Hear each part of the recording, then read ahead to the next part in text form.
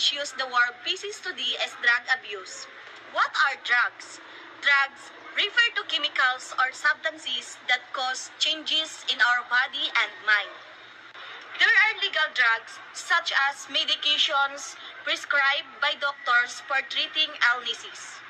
However, there are illegal drugs like shabu and cocaine that have harmful effects on our health and livelihood.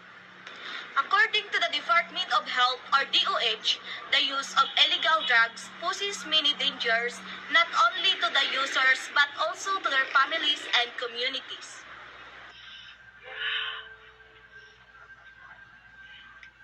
Based on my observation, the use of drugs is very dangerous. Why? Because illegal drugs can lead to addiction, resulting in the deterioration of a person's health.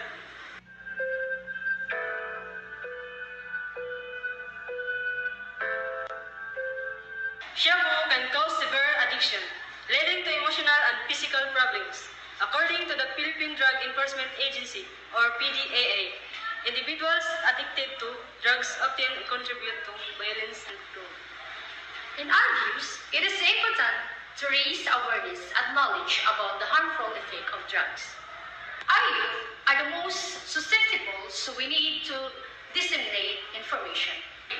Through anti-drug campaign and educational programs, we can help people avoid using illegal drugs.